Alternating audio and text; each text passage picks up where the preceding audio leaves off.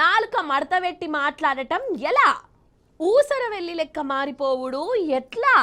అక్కడొక మాట ఇక్కడొక మాట చెప్పుడు ఎలా? అబద్ధం అతికినట్టు చెప్పుడు ఎలా? మాయిల్నే మాట మార్చి జనాలను మతపరిచ్చుడు ఎలా? నోటితోని నీతులు చెప్పి నొసట ఎక్కిరిచ్చుడు ఇంకెట్లా? ఈ ప్రశ్నలన్నిటికీ కరెక్ట్ జవాబులు కావాలంటే గూగుల్ తల్లినో లేకుంటే కొత్తగొచ్చిన ఏఐ టెక్నాలజీనో అడగవలసిన అవసరం లేదమ్మా. అవన్నీ తప్పు చెప్తే కావచ్చు. కరెక్ట్ జవాబులు రావాలంటే మన చెయ్యి పార్టీ లీడర్లను, రాహుల్ బాబు వారిని, రేవంత్ సారు వారిని అడిగితే అయిపోతుంది.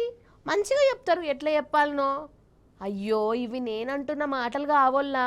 అక్కడ రాహుల్ బాబు ఇక్కడ రేవంత్ సార్ వారి ముచ్చట్లు నీతులు ఇన్నాక జనం చెప్తున్న మాట ఎందుకో మీరు కూడా చూడుండ్రి, సమజైతుంది. మొన్న మహారాష్ట్రలా శ్రీమాన్ రాహుల్ బాబు వారి నోటి నుంచి జాలువారి నాని ముత్యాలను ఈని తరించాలే. నవ్వి నవ్వి కడుపు నొత్తే నాది జిమ్మదారి కాదు, ముందే చెప్తాను మరి.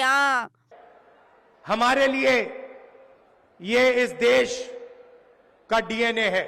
जिस मीटिंग में निर्णय लिया गया था कि एमएलएस को खरीदा जाएगा, करोड़ों रुपए के लिए खरीदा जाएगा, क्या जब अमित शाह जी और बीजेपी के लोगों ने ये मीटिंग की, जब उन्होंने आपकी सरकार खरीद कर आपसे चोरी की, क्या वो संविधान की रक्षा कर रहे थे?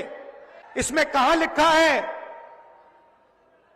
कि करोड़ों रुपए देकर महाराष्ट्र की जनता की सरकार को चोरी किया जाए? कहां लिखा है, मुझे दिखा दो.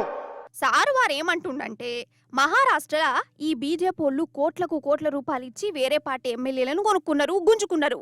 ఇట్లా చేసుడు మన రాజ్యాంగాన్ని అవమానం చేసుడే. ఇసోంటి పార్టీని మనం నమ్మద్దు అని చెప్పుకొచ్చిండు. వాహ్, సూపరు డూపరు బంపరు థండరు. మరి గిదే రాహుల్ బాబు వారి చెయ్యి పార్టీ మన తెలంగాణలో చేస్తున్న కథేందోల్లా బీఆర్ఎస్ పార్టీ కండువా కప్పుకొని కారు గుర్తుని గెలిచిన ఎమ్మెల్యేలను వాళ్ళ పార్టీలో షెరెక్ చేయించుకోలేదా?